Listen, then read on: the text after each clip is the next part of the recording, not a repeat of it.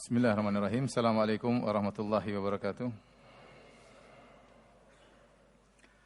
Innal hamdalillah nahmaduhu wa nasta'inuhu wa nastaghfiruhu wa natubu ilaihi wa na'udzu billahi min syururi anfusina wa sayyiati a'malina. May yahdihillahu fala mudhillalah wa may yudlil fala hadiyalah.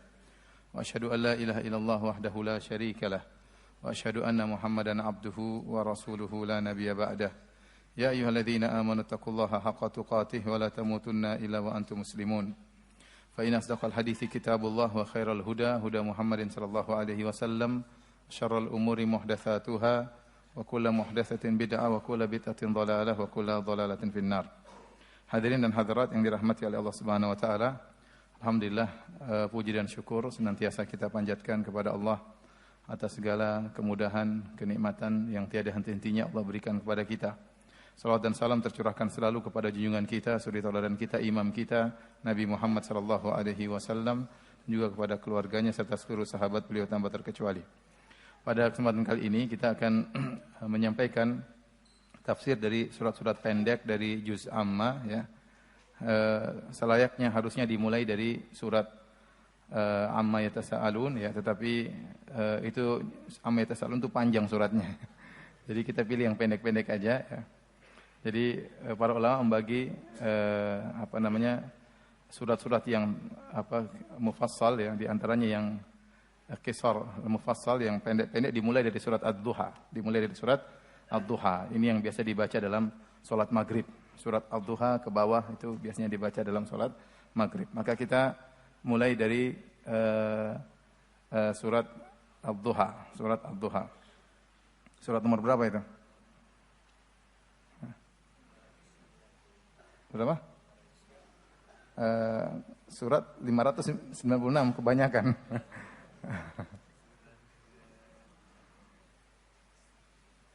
Ya, antum sudah hafal semuanya lah ya, tidak perlu nomornya.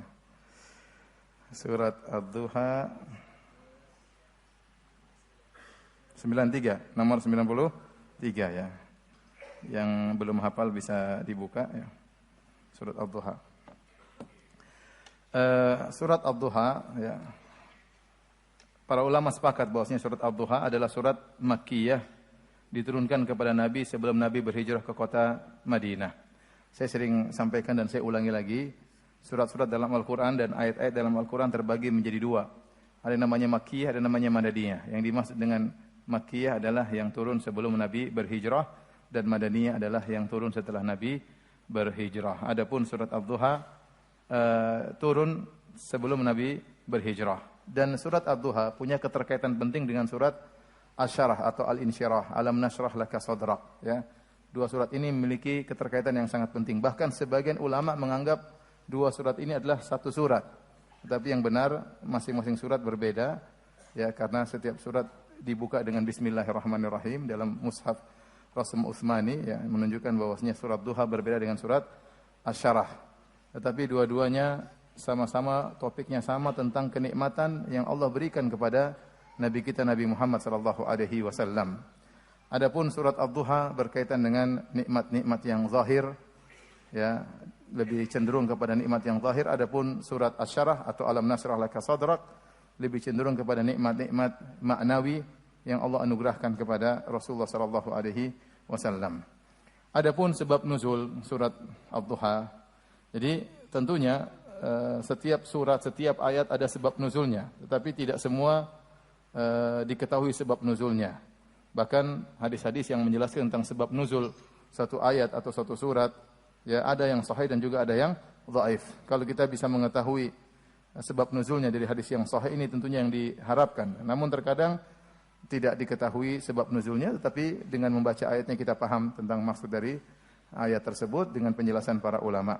Adapun surat Ad-Duha, sebab nuzulnya disebutkan dalam hadis Jundub bin Abdullah ya, radhiyallahu anhu. Beliau berkata, ihtabasa Jibril ala Nabi sallallahu alaihi wasallam. Suatu hari atau Jibril lama tidak datang menemui Nabi sallallahu alaihi wasallam, tidak memberi wahyu kepada Nabi sallallahu alaihi wasallam. Faqalat imra'atun min Quraisy, maka ada seorang wanita dari Quraisy. Yang maksud sini adalah Ummu Jamil, istrinya Abu Lahab. Tetapi sahabat memberi sifat aja seorang wanita dari Quraisy. Wanita ini mencela Nabi SAW tatkala Jibril tidak memberi wahyu kepada Nabi, ya. Seakan-akan di awal-awal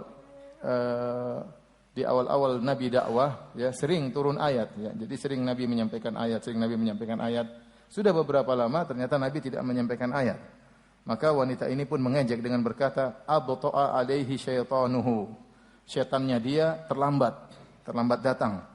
Ya, maksudnya Jibril alaihissalam. Fanazalat, maka turun firman Allah, "Wadduha wal laili idza saja." Ya, surat Ad-Duha pun turun sampai selesai dari surat tersebut.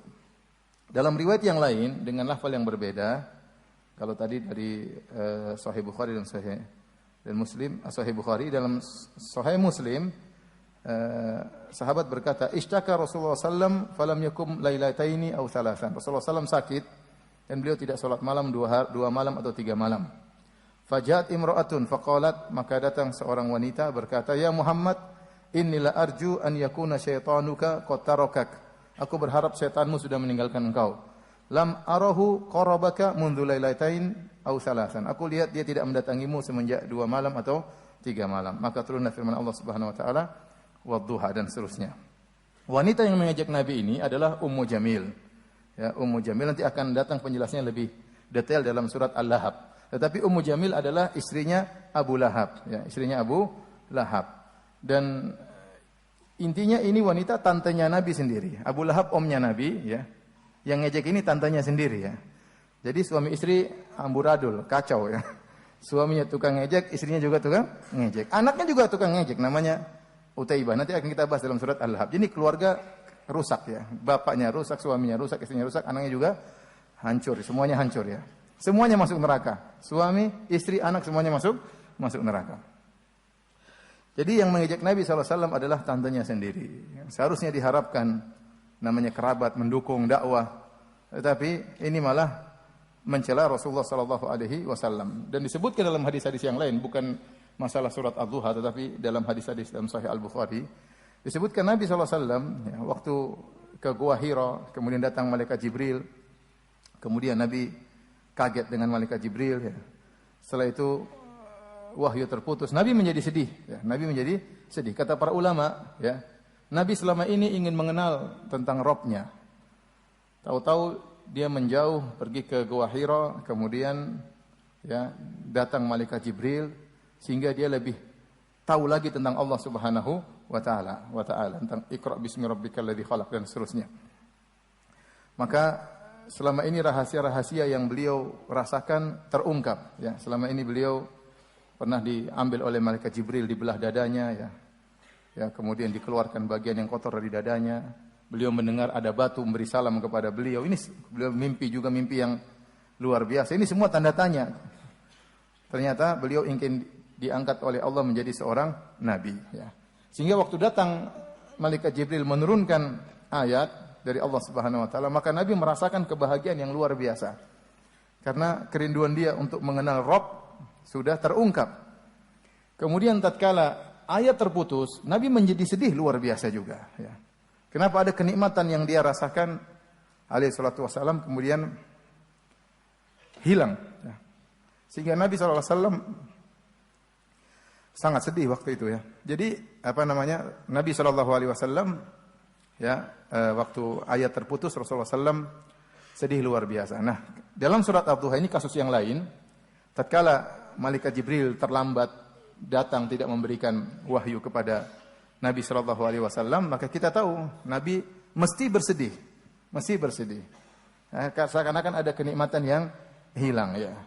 Ya. Bisa jadi terbetik dalam benak beliau, ya, ada sesuatu, ya, bisikan-bisikan setan atau yang lainnya, ya. Namanya manusia, Rasulullah SAW memiliki sifat manusianya. Dia sedih seandainya wahyu terputus. Tatkala lagi sedih begitu, datang tantenya mencela, mengatakan bahwasanya setanmu telah meninggalkan engkau. Setanmu telah meninggalkan engkau, ya. Oleh karenanya, tatkala itulah saatnya Allah Subhanahu wa taala menurunkan firman-Nya surat Ad-Duha untuk menjelaskan kepada Rasulullah sallallahu alaihi wasallam bahwasanya Allah tidak akan pernah meninggalkan Rasulullah SAW dan Allah tidak pernah membenci Nabi sallallahu alaihi wasallam, ya. Ummu Jamil hanya berkata, inilah arju anna syaitanaka qad tarakak. Aku berharap setan mau meninggalkan engkau. Tetapi waktu Allah menjelaskan dalam Al-Qur'an, ya, ma wadda'aka rabbuka wa ma qala, sungguhnya Rabbmu tidak pernah meninggalkan engkau dan tidak pernah membencimu. Seakan-akan untuk menghilangkan bisikan-bisikan yang ada dalam hati Nabi SAW. Kenapa Allah tidak turunkan wahyu? Kenapa malaikat Jibril tidak datang? Ada apa gerangan? Kenapa saya ditinggalkan? Apakah ada kebencian? Ini semua ditepis oleh Allah Subhanahu wa taala. Padahal itu tidak diungkapkan oleh Ummu Jamil. Ummu Jamil waktu mencela Rasulullah SAW dia tidak berkata, setan mau benci kepadamu, setan mau begini, tidak. Tapi waktu Allah turunkan firman-Nya, Allah mengatakan ma wadda'aka rabbuka wa ma qala, bahwasanya Rabbmu tidak pernah meninggalkan engkau dan juga tidak pernah membencimu. Baik, kita akan bahas surat Ad-Duha tadi sebab turunnya surat Ad-Duha. Kita baca dari ayat yang pertama, kata Allah, wad-duha. Demi waktu duha, ya. Demi waktu duha. Di sini ada secara umum ada dua pendapat di kalangan para ulama, ya. Dan saya sering sampaikan bahwasanya kebanyakan khilaf dalam tafsir itu namanya khilaf tanawu, bukan khilaf tadad. Khilaf tanawu artinya khilaf yang tidak bertentangan, tidak kontradiktif, cara pandang yang berbeda namun saling mendukung. Ya, tidak ada pertentangan. Berbeda dengan khilaf dalam masalah fikih. Asal dalam khilaf masalah fikih adalah khilaf tadad, kontradiksi. Yang satu bilang haram, satu bilang mubah, satu bilang makruh, satu bilang sunnah, satu bilang ini, satu bilang jadi berbeda pendapat. Ya, dan perbedaan pendapat tersebut dalam khilaf masalah fikih adalah khilaf tadad. Berbeda dengan khilaf masalah tafsir. Kebanyakannya adalah khilaf tanawu. Contoh seperti tafsir mereka ihdinas siratal mustaqim, tunjukkanlah kepada kami jalan yang lurus. Jalan lurus apa? Ada yang mengatakan maksudnya Al-Qur'an, ada yang mengatakan sunnah Nabi, ada yang mengatakan jalan sahabat, ada yang mengatakan Islam, ada yang mengatakan surga. Ini semua tidak bertentangan. Mau ditafsirkan surga, mau ditafsirkan Islam, mau ditafsirkan Al-Qur'an, mau ditafsirkan sunnah, mau ditafsirkan jalan para sahabat, semuanya benar. Ini namanya khilaf tanawu, khilaf bervariasi dalam pengungkapan namun maknanya tidak saling kontradiktif. Ditafsirkan begini juga boleh, tafsirkan juga begini juga boleh, ya. Namun biasanya para ulama tetap mencari tafsiran yang lebih condong kepada kebenaran, yang paling lebih kuat, ya.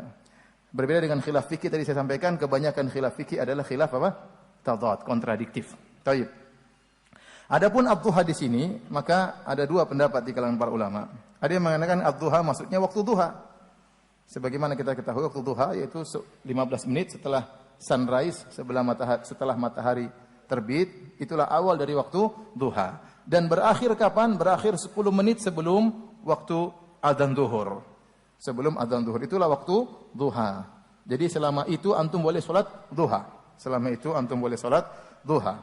Namun salat duha yang terbaik adalah sebagaimana sabda Nabi sallallahu alaihi wasallam, salatul awwabin hina tarmadul fisal. Salatnya al-awwabin, orang-orang yang senantiasa kembali kepada Allah, itu salat duha tatkala anak onta mulai kepanasan. Itu tatkala mereka mulai mengangkat-ngangkat kaki mereka karena tanah mulai panas. Kira-kira jam berapa? Jam berapa? Emang antum punya onta? Tahu? Nabi tidak bilang tatkala anak kambing kepanasan. Kalau kambing mungkin antum lihat, onta ya.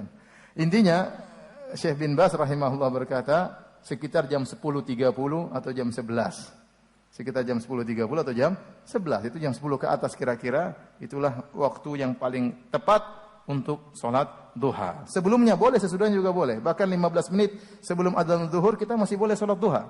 Yang penting sebelum 10 menit. Ya, boleh. Tetapi yang terbaik sholat duha adalah jam 10 ke atas. Wallahu alam bishawab. Ini tafsiran yang pertama. Yang dimaksud dengan ad-duha adalah salat duha, ya, adalah waktu duha. Bahkan sebagian ahli tafsir menyebutkan kenapa Allah bersumpah dengan waktu duha, karena waktu spesial untuk salat duha. Bahkan sebagian ahli tafsir mengatakan yang dimaksud oleh Allah ibaduhul ladzina ya'budunahu fi waqti duha, yaitu maksudnya Allah sedang memuji hamba-hambanya yang beribadah kepada Allah di waktu duha. Maka disebutlah waktu duha secara spesial karena ada hamba-hamba Allah yang beribadah di waktu tersebut. Ya. Tafsiran yang kedua yang maksud dengan ad-duha adalah siang, an-nahar. Ya. An-nahar. Ya. Dan ini pendapat sebagian ulama. Ya. Makanya setelah itu Allah mengatakan, Wadduha wal laili, demi duha, demi malam. Lawannya malam adalah siang. Berarti masuk dari ad-duha maksudnya adalah an-nahar, ya. Dan ini seperti firman Allah Subhanahu wa taala dalam surat Al-A'raf, "Awa amina ahlul qura ay ya'tiyahum ba'suna duhan wa hum yal'abun." Dan apakah penduduk suatu negeri, ya, mereka merasa aman dari siksaan kami yang datang kepada mereka di waktu duha, maksudnya di waktu siang. Jadi terkadang dalam bahasa Arab disebut duha maksudnya apa? Siang. Ya. Maksudnya adalah siang.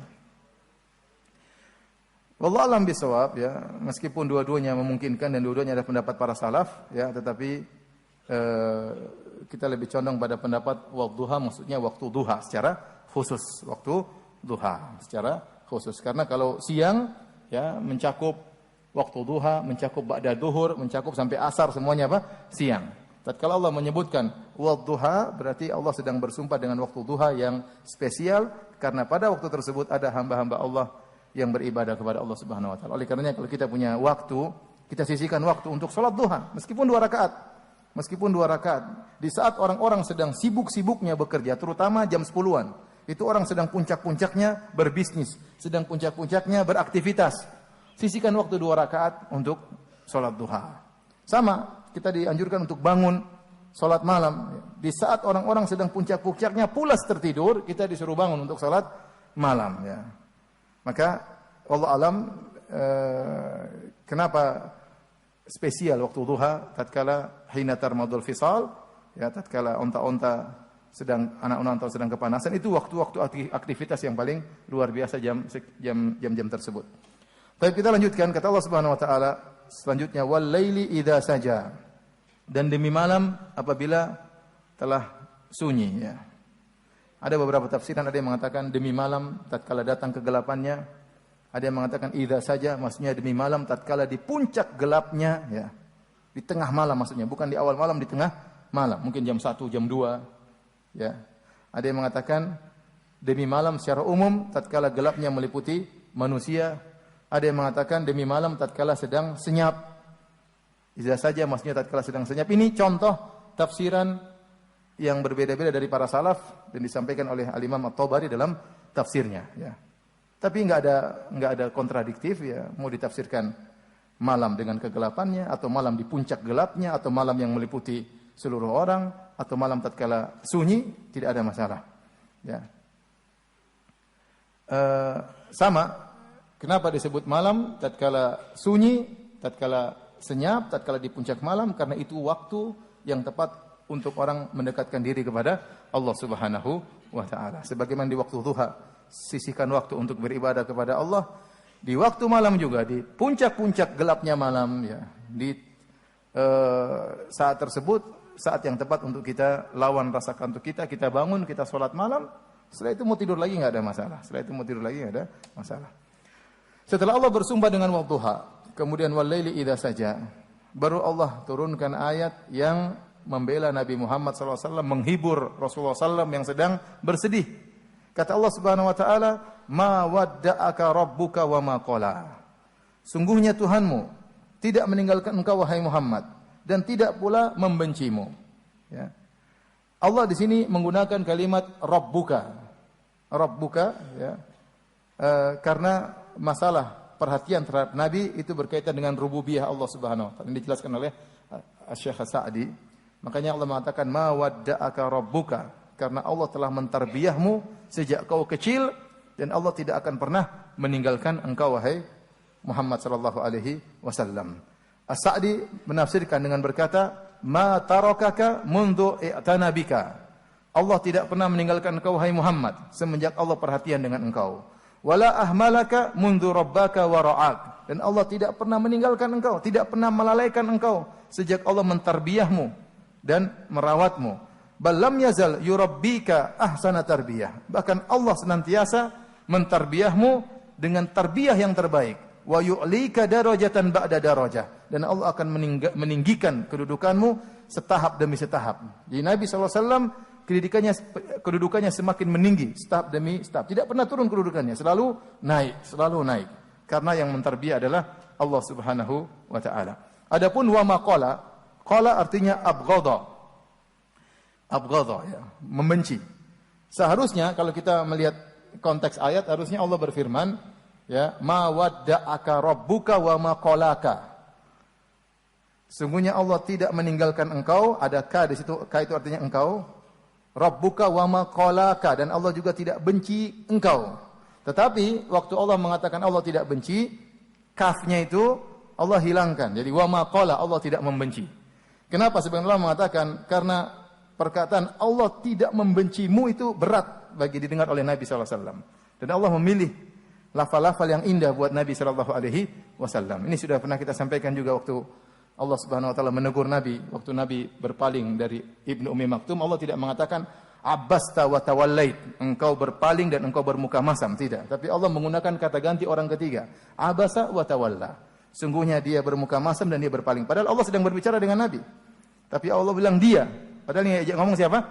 Nabi. Karena perkataan abasta wa tawallait, engkau bermuka masam dan berpaling, langsung ditunjukkan kepada Nabi, itu berat bagi Nabi SAW. Ibarat kalau ibu kita marah langsung tembak kepada kita, kita sedih banget.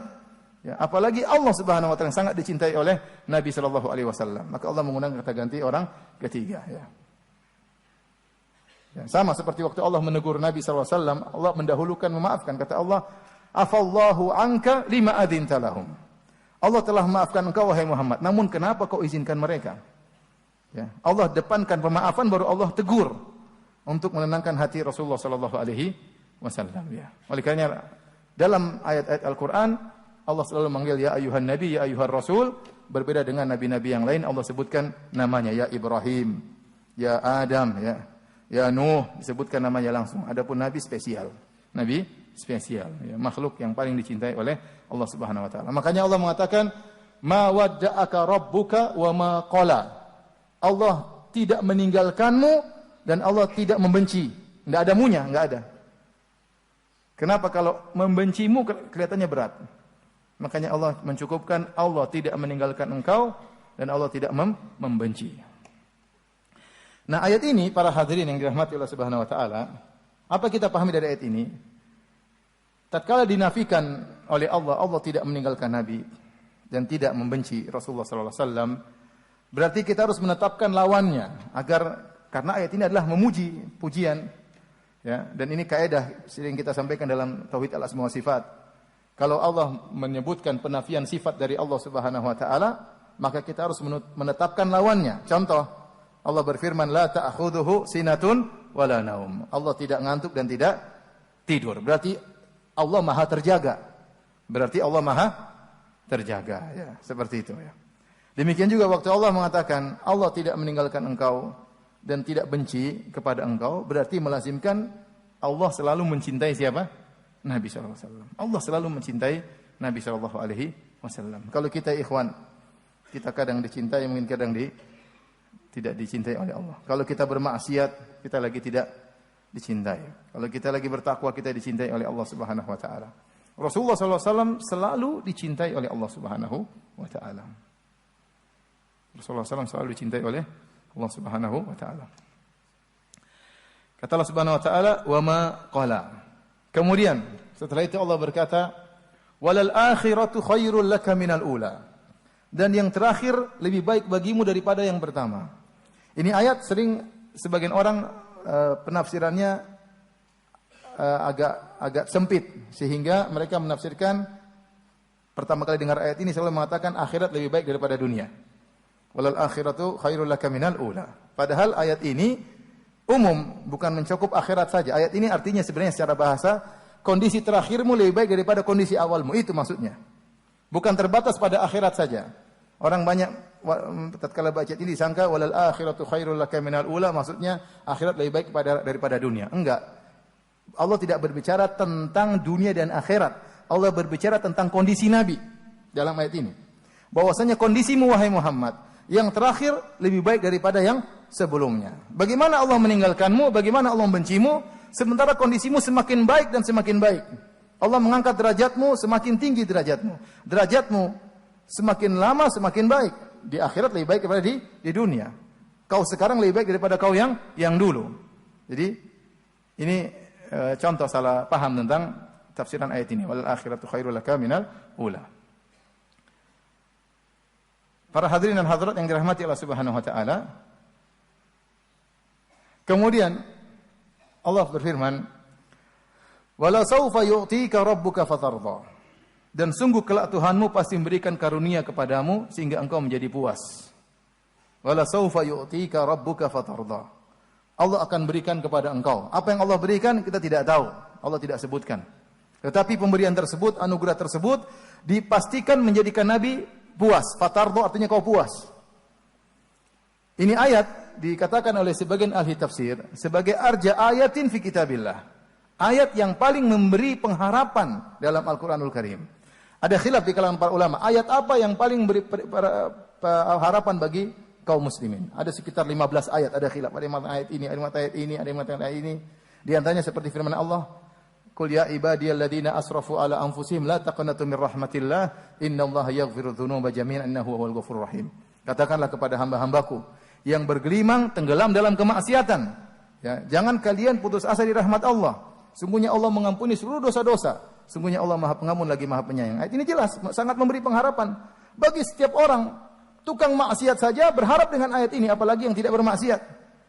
Ayat ini jelas sangat memberi pengharapan. Namun ternyata ada pendapat lain yang menyatakan bahwasanya ayat yang paling beri pengharapan kepada kaum muslimin adalah ayat ini.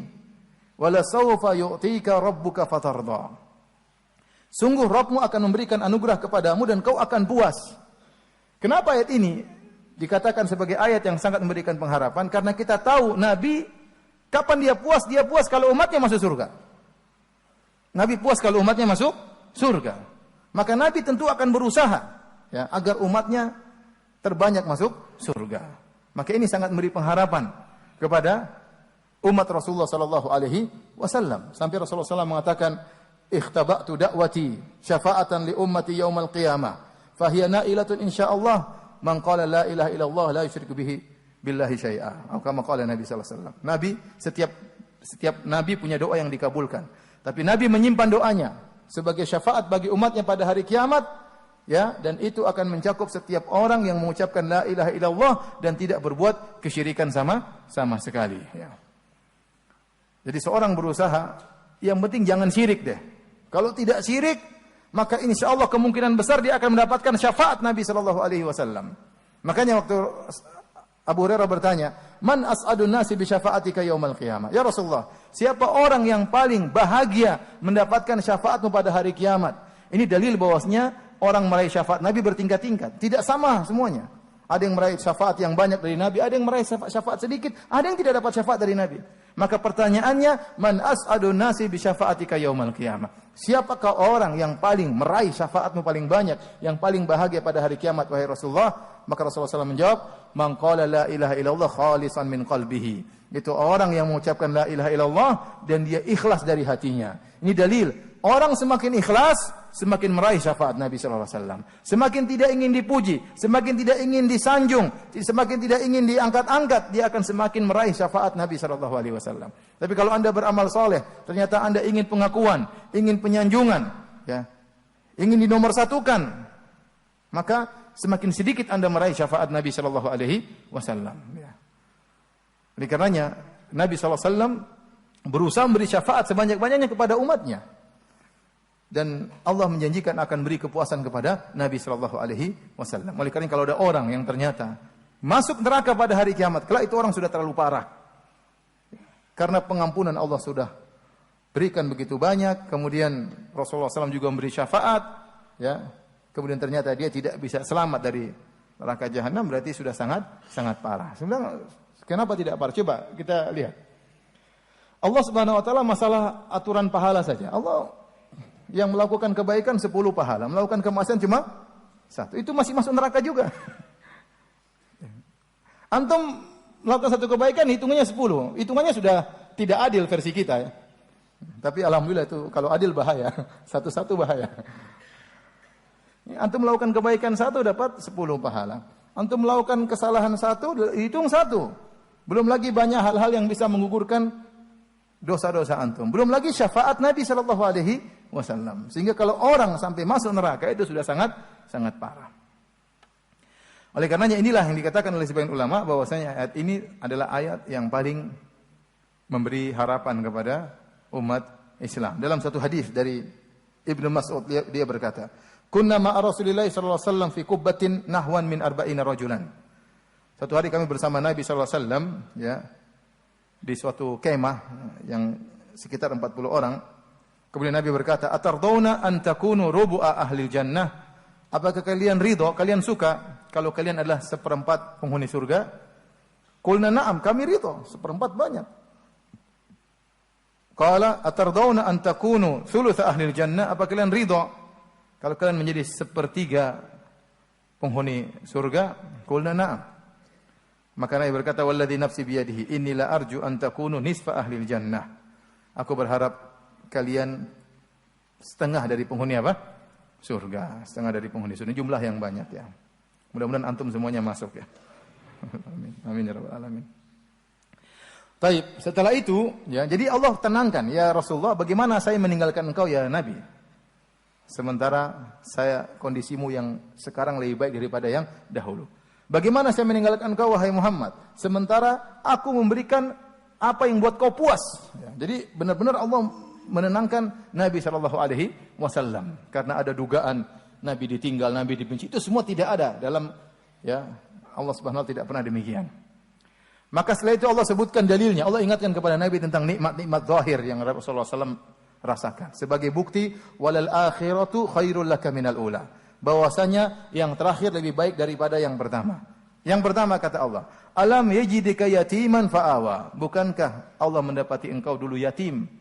Kemudian Allah mengayomimu. Sekarang kau tidak diayomi oleh Allah. Lebih baik daripada awalnya kau yatim. Dan Nabi SAW adalah yatim ya. Waktu lahir bapaknya sudah tidak ada ya. Alaihi salatu wassalam.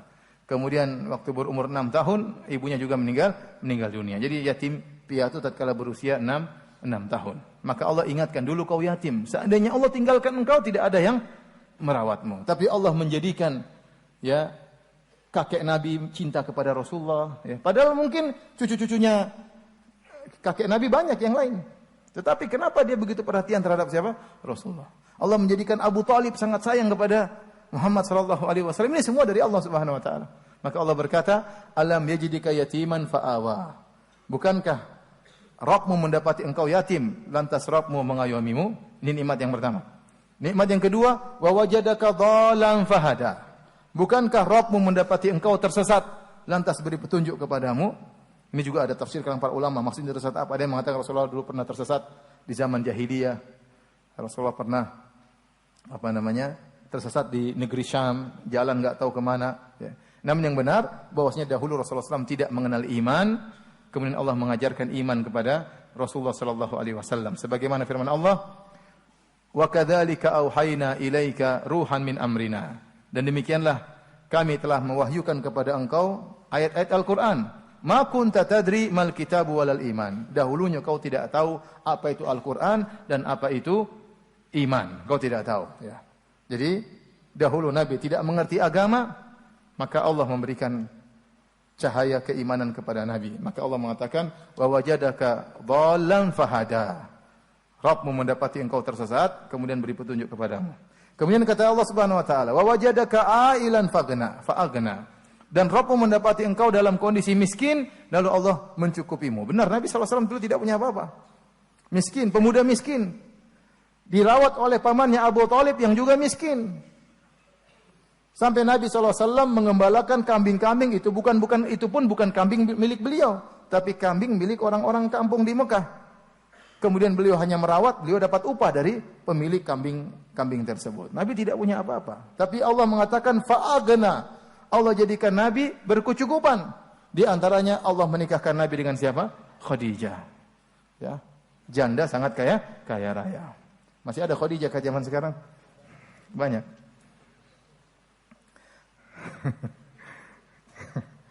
Banyak tapi nggak ada yang berani. Jadi Allah menjadikan Nabi kaya raya dengan Khadijah. Setelah itu Allah pertemukan Nabi dengan sahabat-sahabat yang kaya raya. Abu Bakar kaya raya, Utsman kaya raya, ya. Abdurrahman bin Auf kaya raya yang membantu dakwah Nabi sallallahu alaihi wasallam.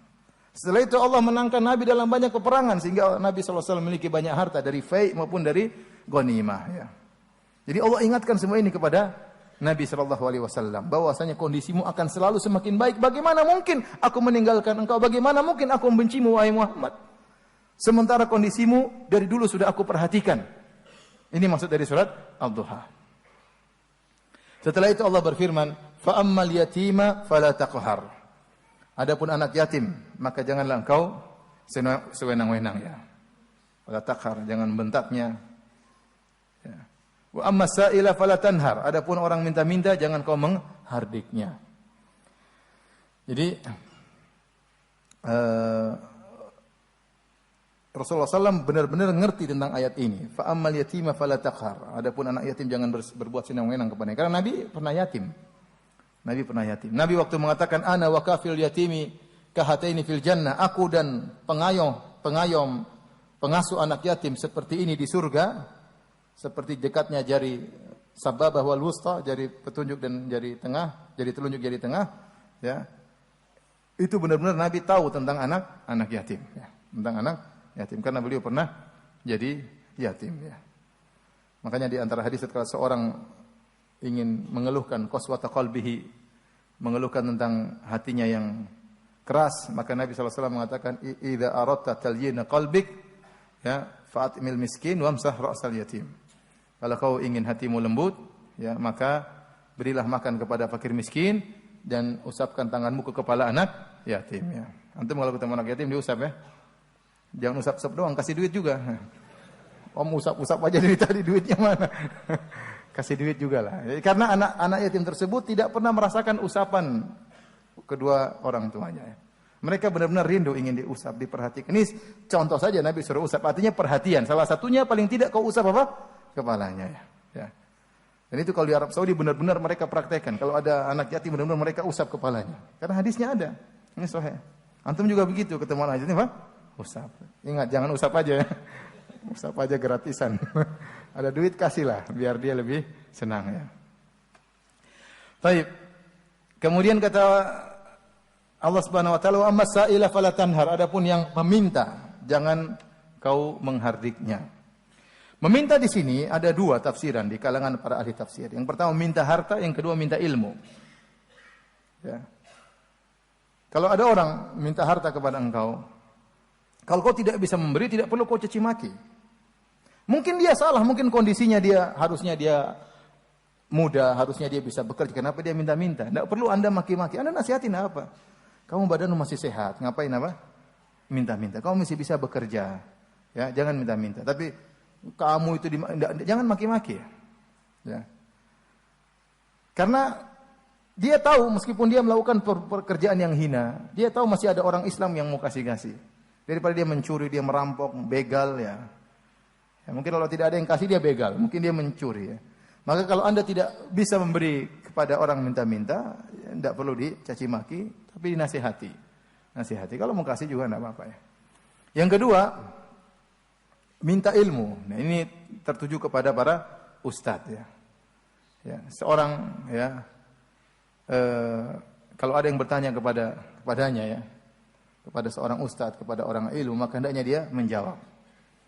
Dan Nabi SAW adalah orang yang sangat dermawan, kata para ulama, bahkan dermawan masalah ilmu, memberitahukan yang tidak ditanya. Seperti waktu para sahabat bertanya, ya Rasulullah, kunna narkabul bahra wa nahmilu ma'ana al-qalil minal ma' fa in tawadda'na bihi atishna afanatawadda'u bima'il bahr.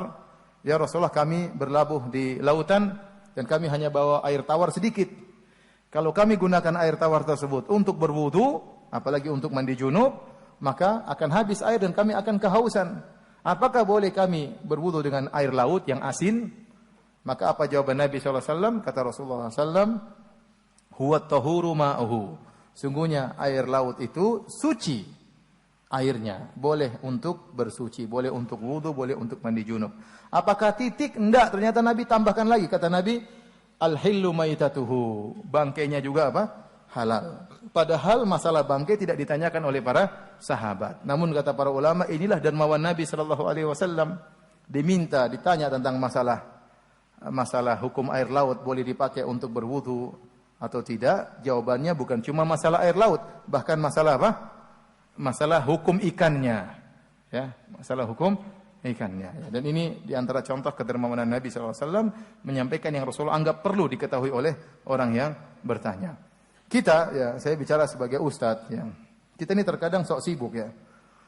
Orang tanya, saya kadang malas sekali jawab ya. Apalagi sudah selesai pengajian masih ditanya lagi.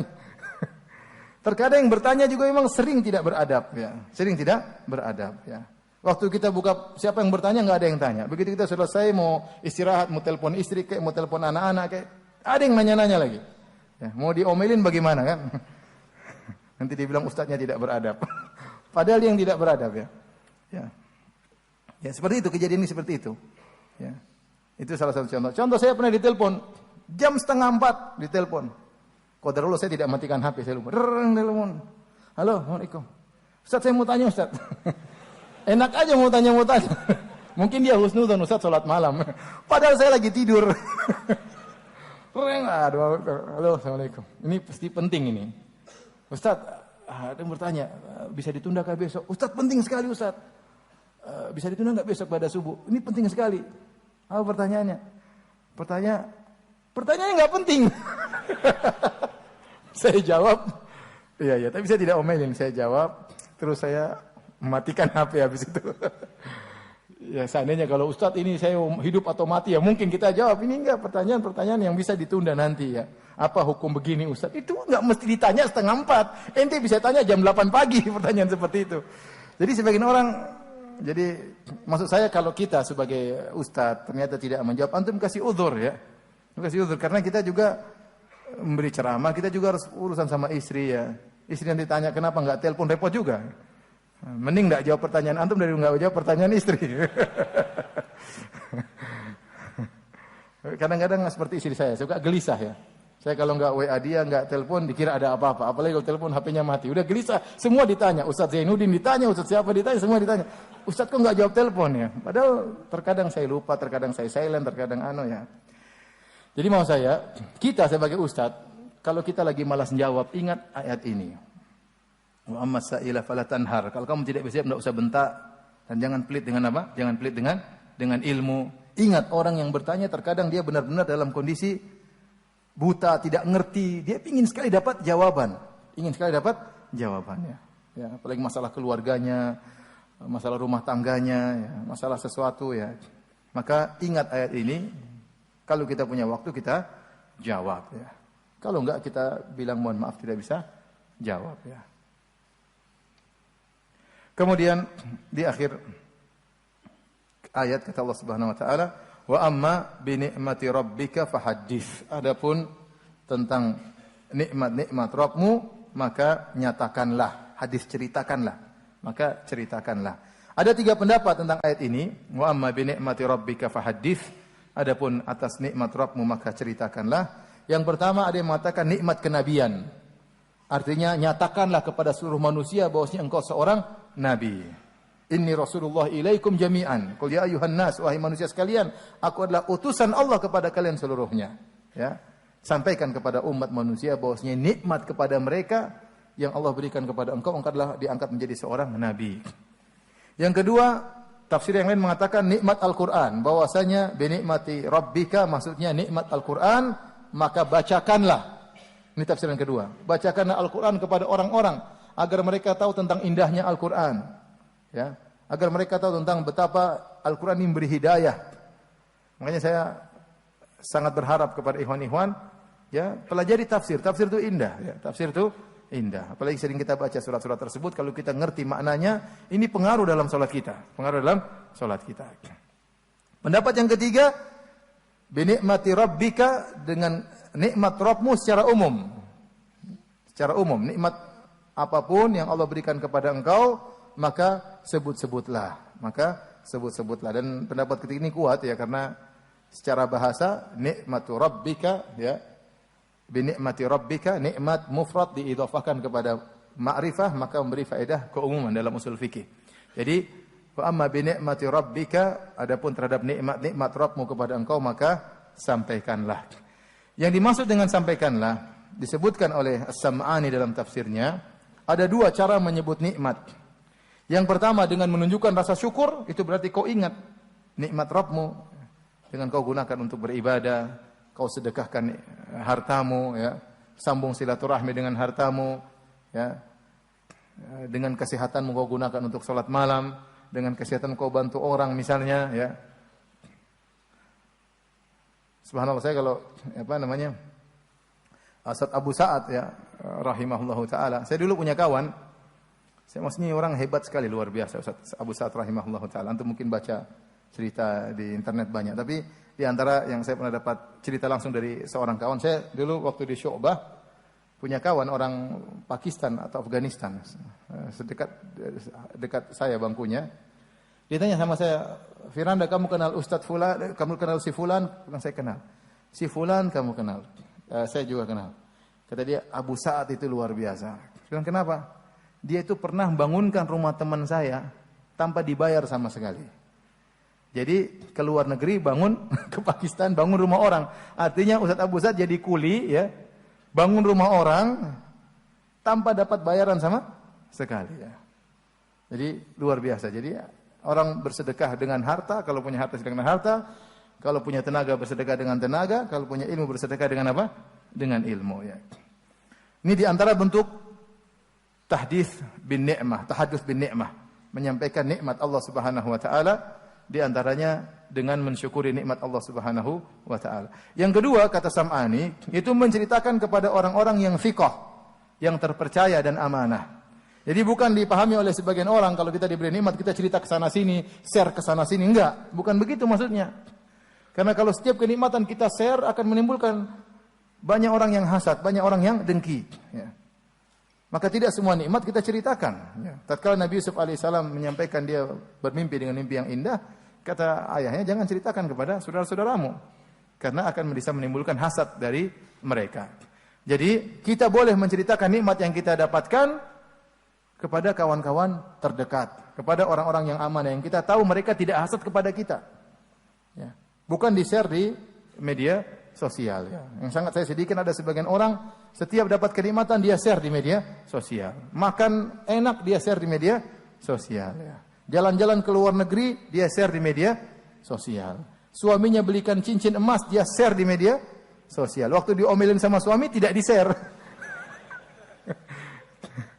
Akhirnya apa? Banyak orang yang tidak kuasa melihat hal tersebut, ya.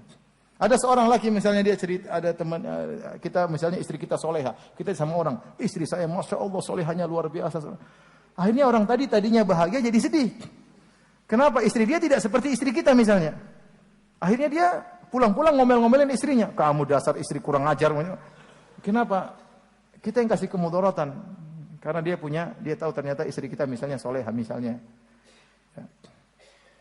Lagi sama suami kemudian gandeng-gandeng di foto dimasukkan Facebook, jangan. Nanti banyak akhwat yang kepingin sama suami anti, ya. Akhirnya cari nomor telepon, akhirnya kirim WhatsApp, ya. Anti yang susah sendiri.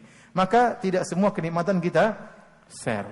Kita boleh ceritakan secara detail kepada orang-orang tertentu, sebagaimana tadi penjelasan para ulama yang amanah dan thiqah. Tidak semua nikmat kita ceritakan. Banyak orang yang tidak kuasa melihat kenikmatan tersebut, akhirnya hasad atau dengki, ya. Saya selalu ingat perkataannya Syekh Syafi'i, ya. Dia bilang kalau ada orang tanya kepada engkau nikmat apa yang kau punya hartamu, maka jawab secara global saja, jangan jawab secara detail. Kalau ditanya kau udah punya rumah? Belum, miskin. Kalau ente bilang belum punya rumah, ente dihina, miskin kasihan. Tapi kalau ente bilang saya punya rumah 3, dia hasad. Mending enggak usah cerita detail. Alhamdulillah ada kenikmatan. Rumahmu ada, pokoknya ada. Entah kontrak, entah beli, bukan urusan ente. Jadi enggak semua kenikmatan kita ceritakan secara detail. Karena ada orang hati-hatinya yang kotor, tidak kuasa melihat kenikmatan orang lain. Baik, demikian, ya. Surat Ad-Duha secara sederhana sebenarnya banyak tafsirannya, tapi kira-kira seperti itu, ya. Kira-kira seperti yang saya sampaikan tadi. Antum bisa buka di buku-buku tafsir. Kita lanjutkan surat yang kedua, surat Asy-Syarah, yang dikatakan adalah kelanjutan daripada surat Ad-Duha, ya. Kalau surat Ad-Duha disebutkan tentang kenikmatan zahir tadi, ya. Alam yajidika yatiman fa'awa, bukankah Rabbmu mendapatkan engkau yatim kemudian Allah menaungimu, Wajadaka dhalam fahada, bukankah kau tersesat, akhirnya Allah berikan petunjuk kepadamu.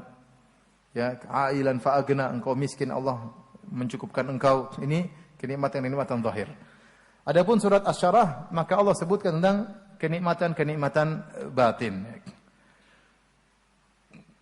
Bahwasanya Rasulullah sallallahu alaihi wasallam ya diberikan kenikmatan, dilapangkan dadanya oleh Allah Subhanahu wa taala. Dan ini sangat penting bagi Nabi sallallahu alaihi wasallam untuk menjalankan dakwahnya yang beratnya sangat luar biasa. Sejak awal dakwah sudah dimusuhi oleh keluarganya, di antaranya Abu Jahal dan istrinya Ummu Jamil ya. Kemudian dimusuhi juga orang-orang Quraisy. Yang musuh adalah kerabat-kerabat Nabi sallallahu alaihi wasallam. Di awal ayat kata Allah Subhanahu wa taala, "Alam nashrah laka sadrak." Bukankah kami telah melapangkan dadamu wahai Muhammad? Di sini Ibnu Katsir menyebutkan mencakup pelapangan dada dua, secara yang konkret maupun yang secara maknawi. Yang konkret, Allah melapangkan dada Nabi, benar-benar Allah kirim malaikat Jibril untuk membelah dada Nabi sallallahu alaihi wasallam dan mengeluarkan kotoran dari dada Nabi sallallahu alaihi wasallam. Ini terjadi 2 kali. Ya, hadis-hadis yang sahih ada yang mengatakan lebih daripada itu, namun hadis-hadis yang sahih datang 2 kali. Pertama tatkala Nabi berusia sekitar 4 tahun, waktu Nabi masih tinggal di kota Taif, datang malaikat Jibril, kemudian membelah dada Nabi, dikeluarkan jantungnya, kemudian dicuci di air Zam-Zam, kemudian dibersihkan dari kotoran setan, kemudian dimasukkan lagi, dijahit. Yang kedua tatkala Nabi sallallahu alaihi wasallam hendak Isra Mi'raj, sama, Nabi sallallahu alaihi wasallam juga dadanya dibelah, dikeluarkan jantungnya, dibersihkan lagi untuk persiapan Nabi bertemu dengan Allah Subhanahu wa taala. Kalau pertama persiapan Nabi untuk menjadi seorang nabi, maka dibersihkan. Yang kedua persiapan untuk bertemu dengan Allah Subhanahu wa taala. Sehingga benar-benar dada Nabi menjadi lapang. Yang tadinya sempit dengan bagian setan dikeluarkan menjadi lebih lapang jantung Nabi sallallahu alaihi wasallam. Ini yang pertama. Pendapat yang kedua, bahwasanya Nabi sallallahu alaihi wasallam artinya dadanya dibuat lapang, mudah menerima. Artinya tabah, sabar dalam menghadapi godaan, dalam menghadapi ujian, ya. Karena ujian yang dihadapi oleh Nabi sallallahu alaihi wasallam sangat berat. Yang benar, 2 tafsir ini saling berkaitan. Di antara sebab kenapa Nabi begitu sabar menghadapi ujian dalam dakwahnya, karena memang bagian setan sudah dibersihkan oleh malaikat Jibril. Ya. Jadi dibersihkan dari Nabi sallallahu alaihi wasallam, membantu Nabi untuk bisa sabar dalam berdakwah. Dan nikmat lapangnya dada, ini nikmat yang paling utama. Makanya Nabi Musa alaihissalam waktu berdoa kepada Allah, waktu diutus kepada Fir'aun, tidak gampang ya. Idhab ila Fir'auna innahu tagha. Wahai Musa, pergilah engkau kepada Fir'aun, dakwahi dia. Tidak gampang. Nabi Musa baru saja kabur dari kejaran Fir'aun, sekitar 10 tahun yang lalu. Ya, kabur, sekarang datang disuruh dakwah kepada Fir'aun. Sementara Fir'aun pintar ngomong, pimpinan Mesir, ya. Nabi Musa pernah jadi anak angkatnya di situ. Banyak problematika di benaknya Nabi Musa alaihissalam yang masuk dalam dadanya. Untuk dakwah kepada Fir'aun tidak gampang, ya, tidak gampang. Maka Nabi Musa harus menjalankan perintah Allah Subhanahu wa taala, maka dia pun berdoa kepada Allah Subhanahu wa taala dengan doanya yang masyhur, Rabbi shrahli sadri. Ini yang pertama Nabi Musa minta, ya Allah lapangkanlah apa? Dadaku. Baru kemudian wa yassirli amri, mudahkanlah urusanku. Ya. Wahlul 'uqdatam min lisani, hilangkan kekakuan dari lisanku untuk berbicara, yafqahu qawli, agar mereka bisa paham tentang apa yang aku sampaikan. Yang pertama kali Nabi Musa minta adalah syarhus sudur, agar dilapangkan dada. Nah, kita kalau berdakwah, antum sebagai dai atau selain dai, berdakwah di masyarakat, yang paling penting adalah dada itu apa? Lapang. Karena kalau dada itu lapang, antum ikhlas, maka semuanya menjadi mudah. Tapi kalau dada antum sempit, yang ringan jadi berat. Yang ringan jadi berat. Banyak perkara yang sepele, tidak usah dibesar-besarkan, jadi besar. Kenapa? Karena dada antum tidak lapang. Mudah emosi, mudah marah, mudah dendam, ya, mudah tersinggung, baper, dan macam-macamnya. Susah kalau orang baperan jadi dai, susah. Akhirnya apa? Emosional. Oleh emosional repot, ya. Oleh karenanya yang pertama kali kita minta kepada Allah adalah Rabbi shrahli sadri, lapangkanlah dadaku. Apalagi seorang dai terkadang dia mendapat permasalahan di luar. Terkadang di rumah tangganya juga ada masalah, terkadang dengan familinya juga ada masalah, ya. Jadi harus dia lapangkan dadanya. Ya. Apalagi dalam berdakwah, dan dakwah pasti ada gangguan. Makanya yang paling penting adalah sabru alal adza fih.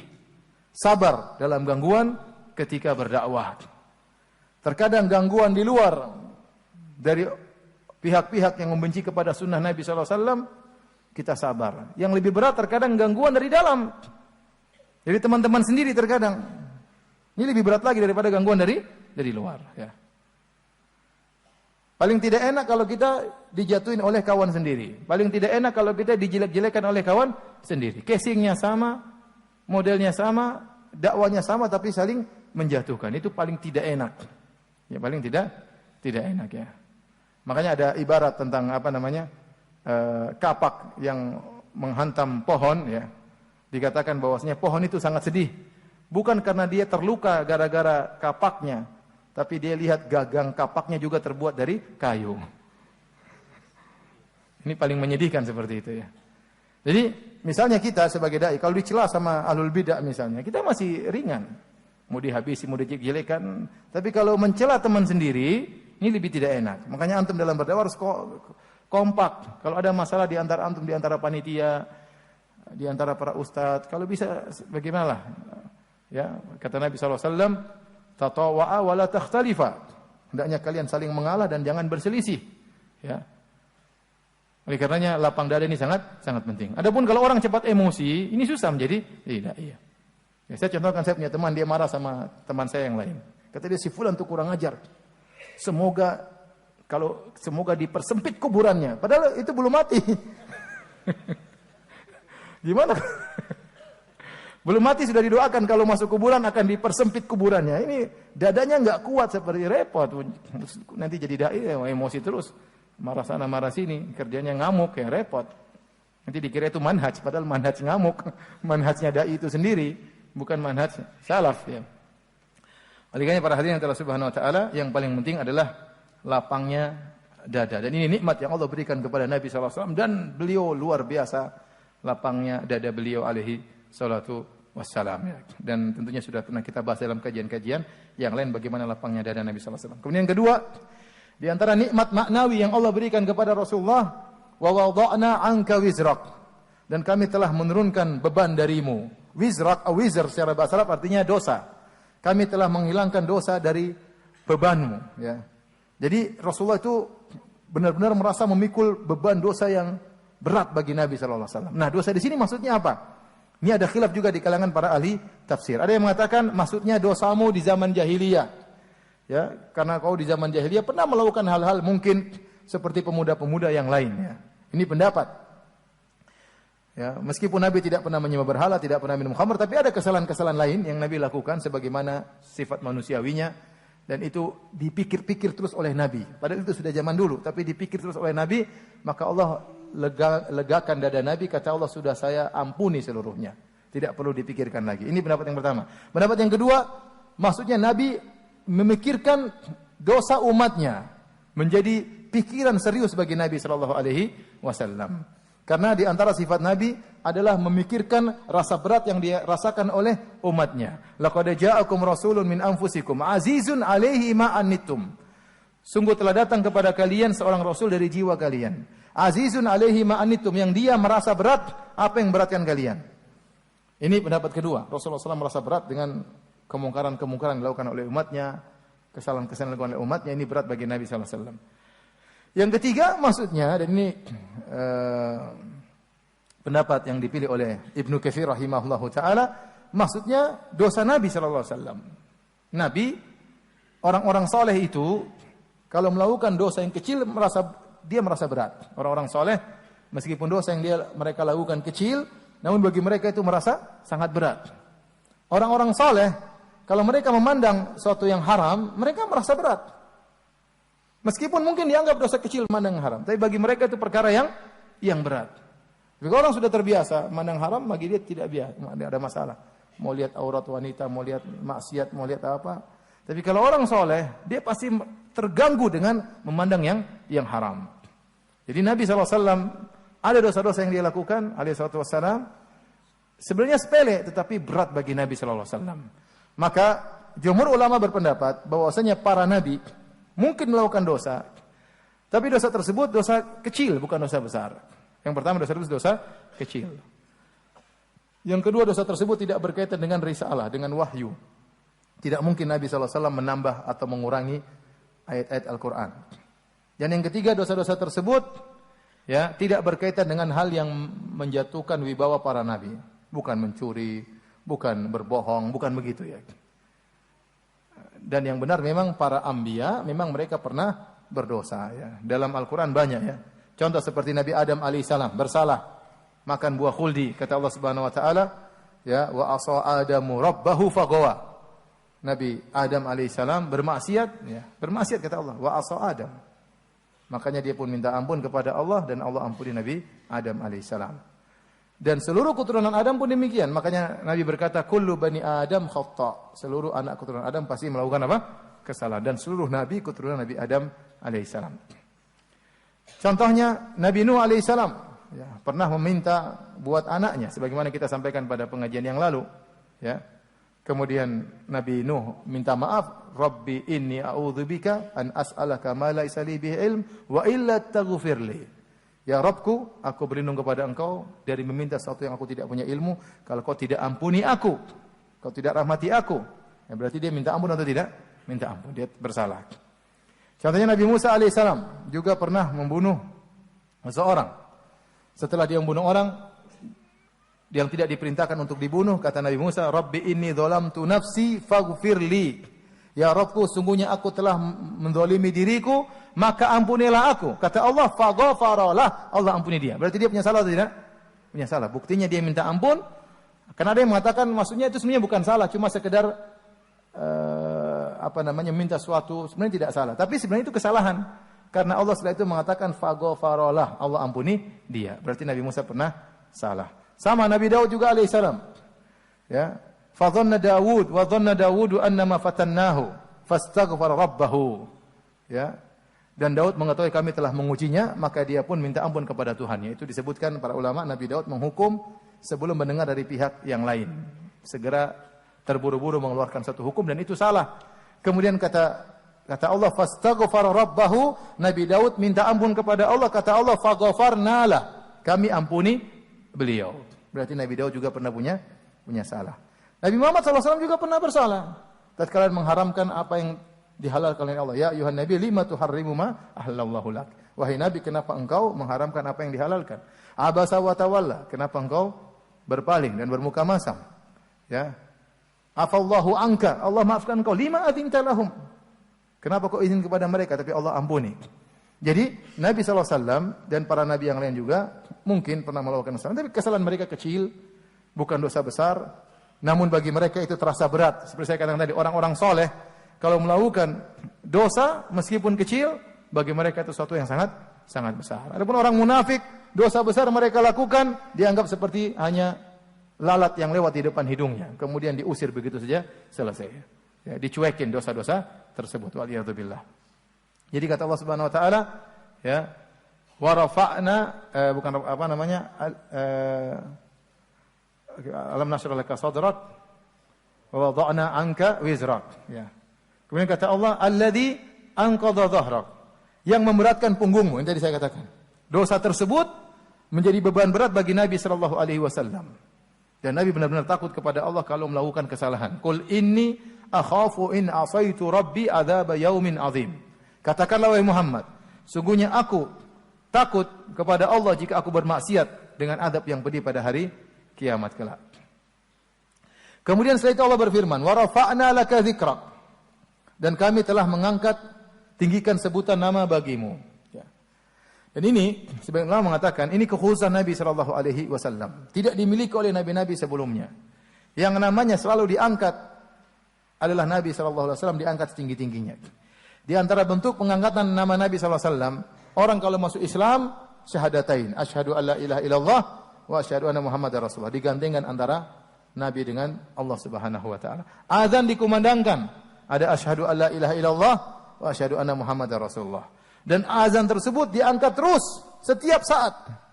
Sekarang ini, detik sekarang ini ada orang yang azan zuhur, ada yang azan maghrib, ada yang azan asar, ada yang azan isya, ada yang azan subuh. Sekarang ini. Karena azan adalah sesuai dengan berjalannya apa? Waktu. Di saat sekarang kita ini ada yang zuhur. Ada yang zuhur atau tidak? Ada yang duhur. Di bumi yang lain ada yang asar. Di bumi yang lain ada yang maghrib. Di bumi yang lain ada yang isya. Di bumi lain ada yang subuh. Sehingga azan tidak pernah berhenti, setiap detik, setiap saat selalu ada azan. Menunjukkan bahwasanya nama Nabi diangkat benar, dikumandangkan di mana-mana dalam azan. Demikian juga seorang tatkala salat bertasyahud menyebut ya Nabi sallallahu alaihi wasallam. Sekarang kita tanya, banyak orang-orang hebat yang telah berlalu, para raja, ya, para presiden, para penemu, mereka tidak terangkat seperti Rasulullah sallallahu alaihi wasallam. Bahkan di antara mereka sudah terlupakan. Ya, saya tanya sama antum, penemu mobil siapa? Ada yang tahu enggak? Siapa penemu mobil? Antum tidak tahu, saya pun tidak tahu. Enggak ada yang tahu. Padahal dia jasanya luar biasa atau tidak? Jasanya coba. Gara-gara menemukan mobil, manfaatnya luar biasa. Penemu HP siapa coba? Ada yang tahu? Siapa penemu HP? Siapa? Alexander siapa? Alexander HP. Kampel. Masya Allah. Yang tahu cuma antum aja. Maksud saya banyak orang hebat, raja ini, raja anu, bahkan mereka meninggalkan gedung-gedung yang hebat, tapi enggak begitu dikenal oleh banyak orang. Tidak terangkat nama mereka. Lihat tidak seperti Rasulullah SAW. Setiap saat namanya dikumandangkan. Setiap saat. Setiap saat. Ya. Setiap saat ada orang azan zuhur, ada orang azan asar, ada orang azan maghrib, ada orang azan isya, ada orang azan subuh. Adapun kalau Nabi diangkat dalam hati kaum muslimin tentunya sangat luar biasa ya. Siapa yang berani ngejek Rasulullah SAW? Pasti kaum muslimin pasti ngamuk ya. Pasti marah. Kenapa? Karena mereka benar-benar mengagungkan Rasulullah SAW.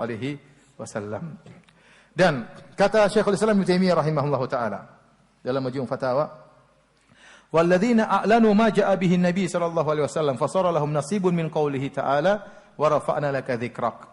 Fa inna ma akramallahu bihi nabiyahu min sa'adati dunya wal akhirah." Falil mu'minin al-mutabi'in nasibun biqadri imanihim. Kata Ibnu Taimiyah rahimahullah, intinya, barang siapa yang memperjuangkan dakwah Nabi, mengiklankan dakwah Nabi sallallahu alaihi wasallam, maka dia akan mendapatkan bagian daripada ayat wa rafa'na laka dzikrak. Ayat ini kami angkat sebutan wahai Muhammad, ini khusus buat Nabi.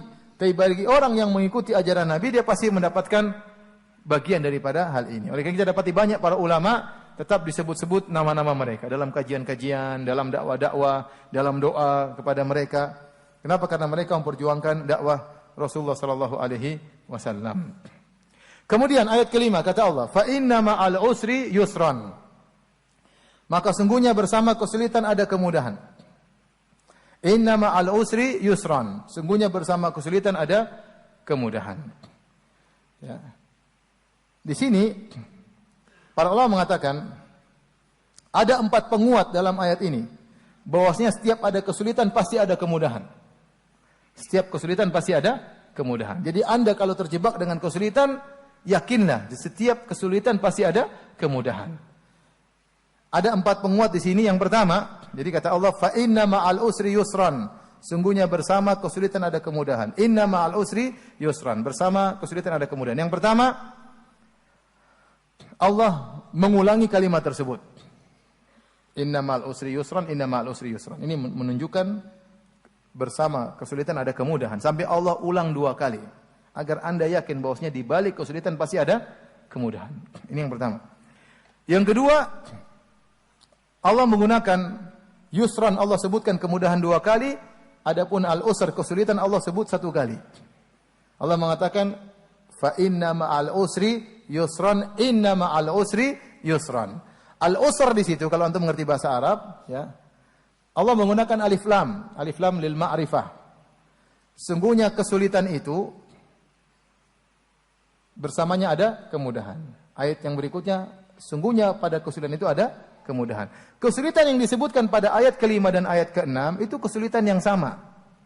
Makanya Allah menggunakan alif lam. Adapun yusran yang disebutkan dalam ayat ke-5 dan ayat ke-6, dua-duanya nakirah, dan yusran yang pertama tidak sama dengan yusran yang kedua. Ini yang ngerti bahasa Arab aja ya. Antum tidak ngerti bahasa Arab ya salah sendiri ya. Makanya belajar ya. Ya. Jadi saya ulangi, saya bacakan ayatnya. Fa inna ma'al usri yusran. Sungguhnya bersama kesulitan ada kemudahan. Sungguhnya bersama kesulitan ada kemudahan. Kesulitan yang disebutkan ayat kelima dan ayat keenam itu sama. Kesulitan ini yang ini juga. Tetapi kemudahan yang disebutkan pada ayat kelima berbeda dengan kemudahan yang disebutkan pada ayat yang keenam. Makanya para ulama menafsirkan dengan berkata, lan yaghliba usrun yusrain. Tidak mungkin satu kesulitan mengalahkan dua kemudahan. Jadi Allah menyebutkan bahkan dalam satu kesulitan ada dua kemudahan. Ya, ini semakin menekankan bahwasanya bersama dengan kesulitan ada kemudahan. Dan betapa banyak orang cerita sama saya, Ustaz, kemarin saya sulit gini, saya tawakal kepada Allah. Allah kasih banyak kemudahan, bukan satu kemudahan yang banyak. Ternyata dimudahkan ini, ternyata dimudahkan, ternyata dimudahkan ini. Bagi orang yang merenungkan dia akan dapati benar firman Allah ini bahwasanya dalam satu kesulitan itu ternyata ada beberapa kemudahan yang Allah berikan. Jadi tidak mungkin satu kesulitan mengalahkan dua kemudahan. Yang ketiga Allah menggunakan kalimat ma'a. Inna ma'al usri yusran, bersama dengan kesulitan ada kemudahan. Seakan-akan bahwasanya kemudahan itu dekat dengan kesulitan, akan muncul bersamaan. Sampai-sampai Ibnu Mas'ud berkata, "Lau dakhala al-usru fi juhrin la ja'al yusru hatta yadkhula alaihi." Kalau seandainya kesulitan masuk dalam lubang ular atau lubang dab, maka akan datang kemudahan ikut masuk bersamanya. Jadi kemudahan itu beriringan dengan adanya kesulitan. Orang hidup ada kesulitan, tapi ada kemudahan. Tapi ada kemudahan. Yang keempat Allah menggunakan inna sesungguhnya, itu penekanan juga. Inna. Jadi di sini ada empat penekanan bahwasanya kesulitan datang bersama dengan kemudahan. Pertama inna sesungguhnya, yang kedua Allah ulangi dua kali, innamal usri yusra, innamal usri yusra. Yang ketiga kesulitan disebut sekali, kemudian disebut berapa kali? Berapa kali? Dua kali. Yang keempat, tadi Allah menggunakan kalimat ma'a, bersama. Kemudian di akhir ayat Allah Subhanahu wa taala, fa idza faragta fansab. Jika engkau telah selesai dari suatu urusan, tetaplah bekerja keras untuk urusan yang lain. Ini juga ada beberapa tafsiran. Fa idza faragta artinya jika kau selesai. Fansab, tegaklah. Fa idza faragta fansab. Kalau kau sudah selesai, maka tegaklah. Ini maksudnya apa? Ada beberapa pendapat di kalangan para ulama. Yang pertama, ada yang mengatakan, jika engkau telah salat, maka seriuslah untuk berdoa. Salat, berdoa kepada Allah Subhanahu wa taala. Yang kedua, disebutkan oleh At-Tabari, disebutkan oleh Sam'ani dan yang lainnya. Jika engkau selesai dari tasyahud, maka berdoalah serius tatkala berdoa setelah tasyahud.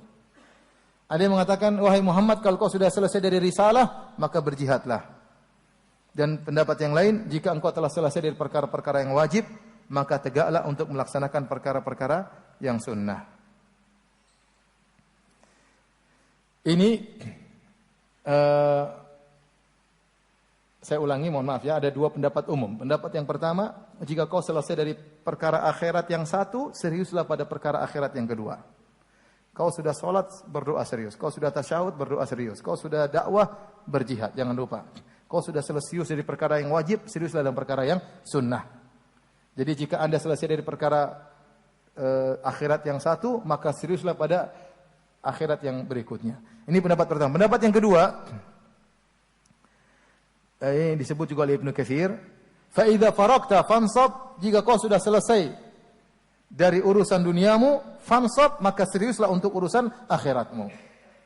Seakan-akan isyarat dari Allah, kamu itu jangan serius urusan dunia saja, akhirat juga harus serius. Ya seperti disampaikan oleh para ustadz, sebelum Ramadan orang banyak kalau ingin berdagang, ingin bisnis, maka mereka mengadakan planning yang luar biasa, ya. Harus rencana, pendanaan dan macam-macamnya. Maka demikian juga kalau kita ingin berpuasa, manfaatkan 30 hari, harus serius. Baca Quran harus berapa juz setiap hari, sholat malam jangan sampai ketinggalan, sedekah berapa yang mau saya sampaikan. Ini namanya serius dalam masalah akhirat. Ya.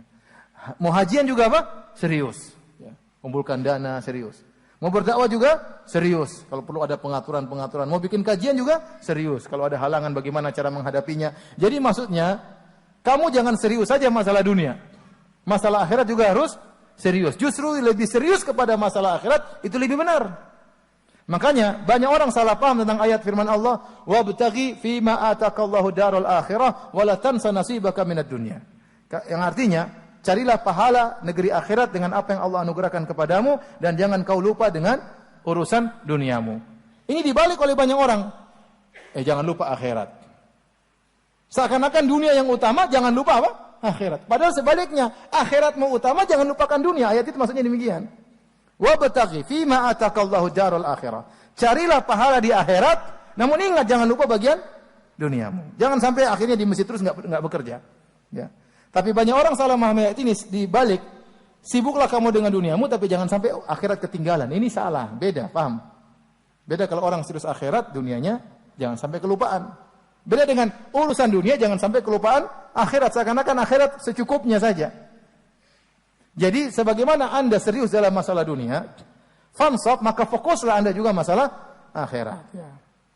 Jadi seorang jangan hanya terfokus. Jadi kalau benar-benar kita punya proyek akhirat, seriusin. Ya. Kita ingin punya hafalan Quran, seriusin. Ya. Berarti cari guru ngaji, ingin store hafalan, serius. Kalau ngaji juga apa? Serius ya. Ya. Jadi masalah akhirat harus serius. Kalau sholat juga serius. Sholat berusaha untuk khusyuk. Ya. Jadi sebagaimana Anda serius dalam masalah dunia, serius juga masalah akhirat. Ya. Kemudian kata Allah, wa ila rabbika farghab. Dan kepada Tuhanmu lah engkau berharap. Ya.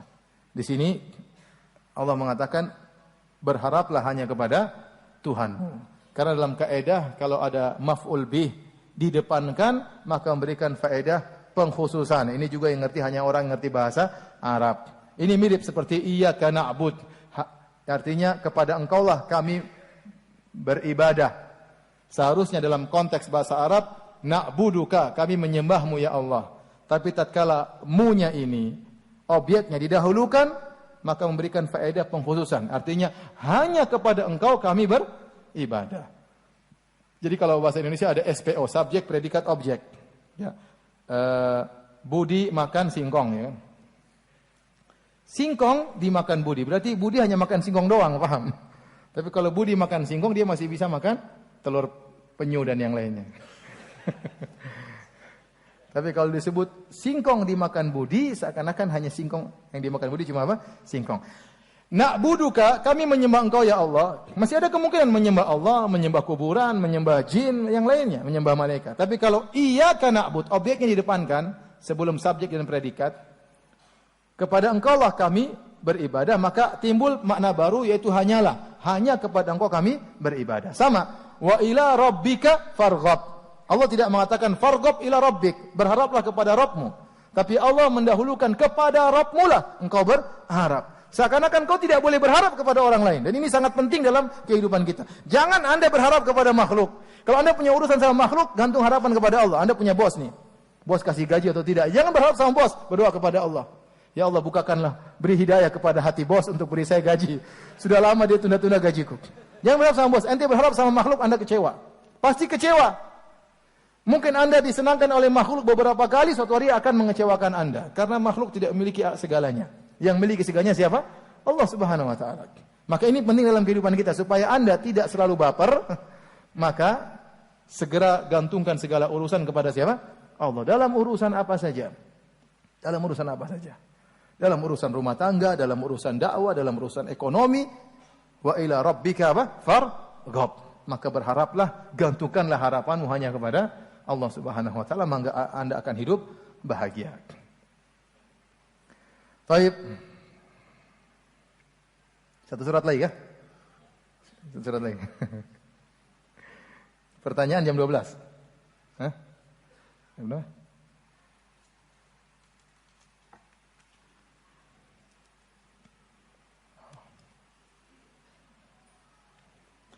Baik, kita lanjutkan surat berikutnya, surat At-Tin. Surat At-Tin. Surat At-Tin menurut jumhur ulama adalah surat Makkiyah. Diturunkan tentunya sebelum Nabi berhijrah ke kota Madinah.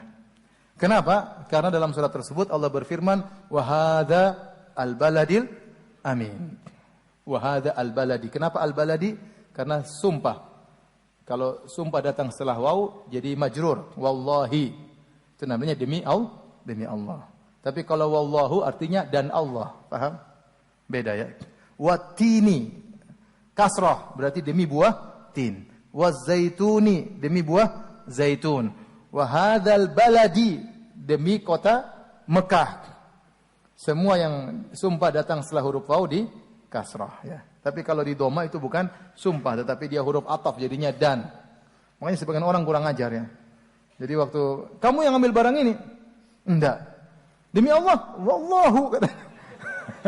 Itu kejadian saya pernah diceritain. Saking pintar agamanya, ya harusnya kamu demi Allah bersumpah. Wallahu. Jadi kalau wallahi artinya demi Allah, kalau wallahu artinya apa? Dan Allah. Ini kurang ajar namanya. Jadi tatkala Allah mengatakan wa hadzal baladil amin, demi kota Mekah, hadza di situ adalah isim isyarah lil qarib. Demi kota ini. Berarti menunjukkan surat At-Tin ini turun tatkala Nabi masih di Mekah. Paham ya, masih di Mekah, makanya dikatakan sebagai surat Makkiyah.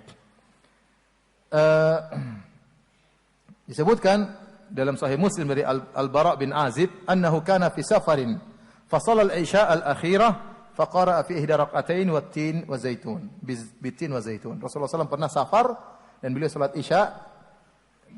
isya dan beliau baca salah satu rakaatnya baca wat-tin wa zaitun. Asalnya surat Ad-Duha dan selanjutnya itu dibaca di salat Maghrib.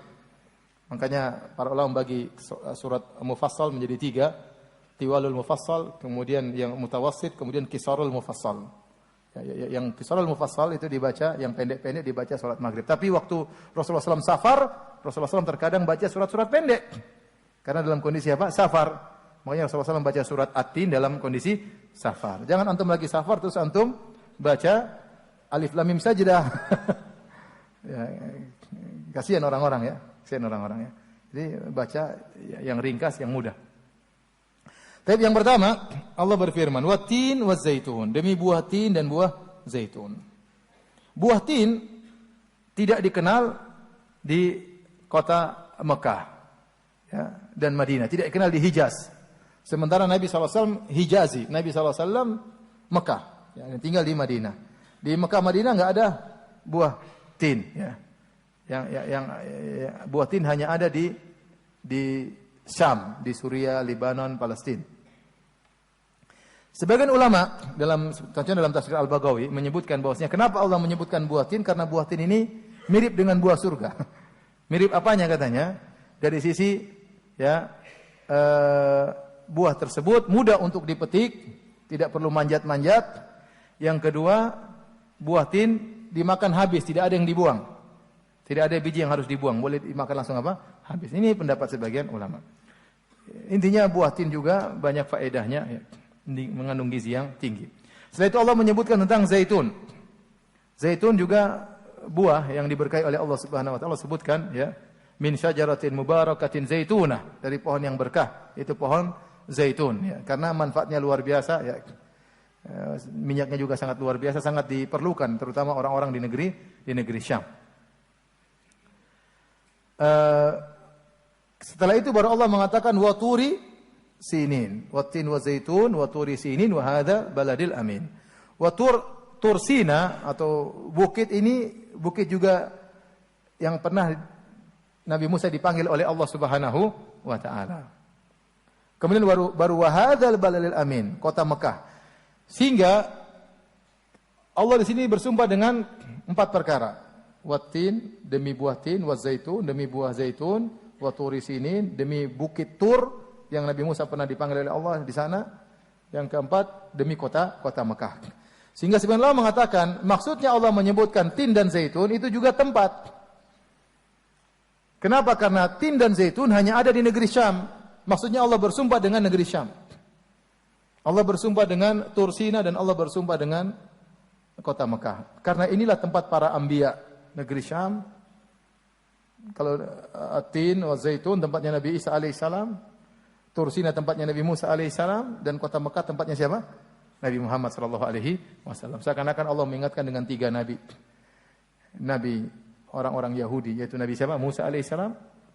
Kemudian Nabi Isa di negeri Syam, nabinya orang-orang Nasrani. Kemudian Nabi Muhammad, nabinya umat Islam, dan seluruh nabi nabinya orang umat Islam.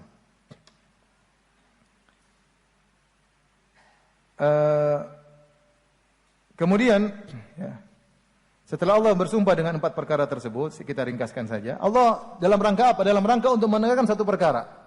Kata Allah, laqad khalaqnal insana fi ahsani taqwim. Sungguh kami telah menciptakan manusia dalam bentuk yang sebaik-baiknya. Jadi Allah bersumpah dengan tempat-tempat tersebut untuk menekankan, sungguh kami telah menciptakan manusia pada kondisi yang paling sempurna. Namun meskipun telah diciptakan dengan sempurna, kalau ternyata dia tidak bersyukur kepada Allah, tsumma radadnahu asfala safilin, maka kami akan lemparkan dia ke tempat yang serendah-rendahnya.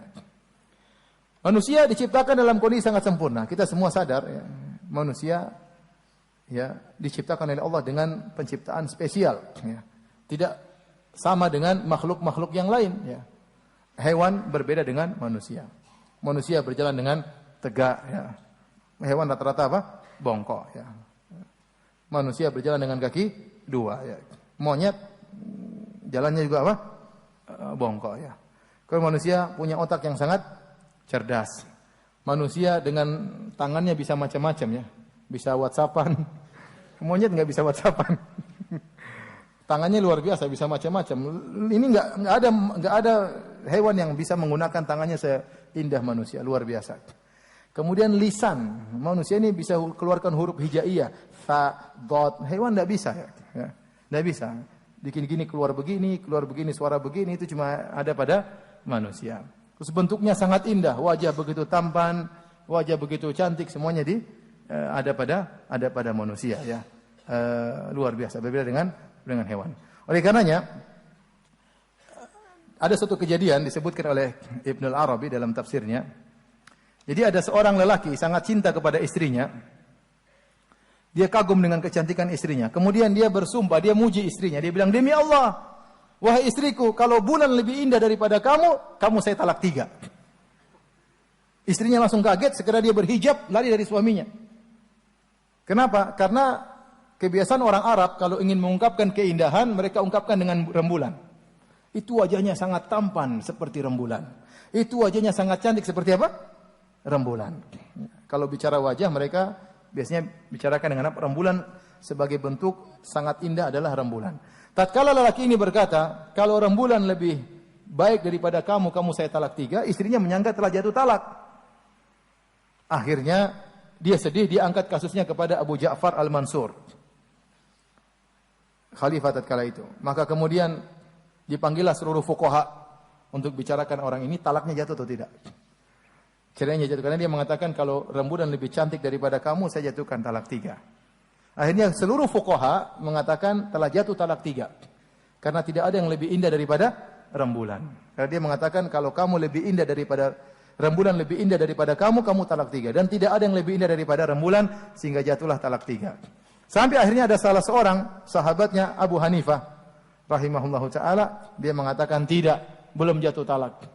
Kenapa? Karena manusia lebih indah daripada rembulan. Dalilnya, laqad khalaqnal insana fi ahsani taqwim. Antum biar begini-begini lebih indah daripada rembulan.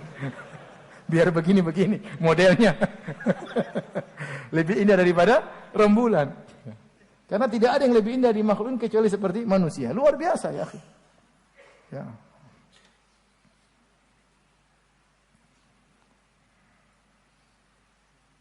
Makanya kalau Allah berfirman, "Wa fi anfusikum afala tubsirun," dan pada diri tidaklah kalian lihat bagaimana diri kalian, ya. Saya sempat dengar ceramah di YouTube, seorang syekh cerita tentang bagaimana luar biasanya hebat fisik kita ini. Dia berbicara tentang mata, nikmat mata. Jadi dia sedang hajian, ini sedang hajian, terus ada salah seorang dari jamaah haji dokter mata, maka dia ingin musyarakah, partisipasi dalam dakwah, maka dia ceramah tentang nikmat mata, nikmat memandang. Kemudian dia berkata, ya ikhwan, mata itu ibarat kamera yang mengambil visual, kemudian dikirim sinyalnya ke otak untuk menangkap. Sama seperti komputer, ya, ada kamera terus dikirim ke komputer. Itu butuh berbagai macam kabel, ya, supaya sampaikan ke komputer, ya.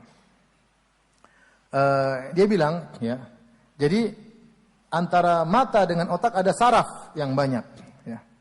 Setiap saraf itu ibarat kabel yang punya fungsi. Ada saraf khusus tentang warna hijau, ada saraf khusus tentang warna hitam, ada saraf khusus untuk terang, ada saraf khusus untuk gelap, ada saraf khusus untuk lengkung, berbagai macam fungsi saraf untuk membawa visual tersebut masuk ke otak sehingga bisa terbaca. Maka dia bertanya, menurut antum kira-kira berapa saraf manusia? Kabelnya itu berapa dari mata ke otak? Maka ada yang jawab, Syekh, 1000. Kata dia, zidu, kurang, tambah lagi berapa? 3000. Kurang. Kata dia, berapa? Banyak sekali kabelnya 3000. Berapa?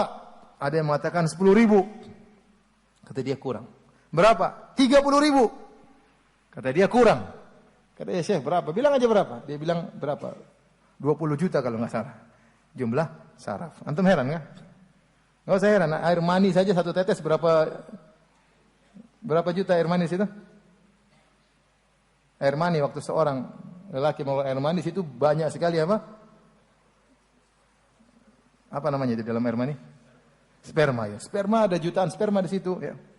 Padahal cuma setetes. Ini saraf. Kata dia ada sekitar 20 juta saraf yang menerjemahkan visual kepada otak ya.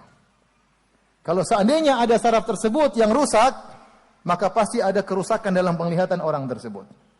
Ada orang buta warna, berarti saraf warnanya nggak beres. Seandainya saraf jelek putus, kelihatan cantik terus. Tapi rupanya saraf jelek juga ada.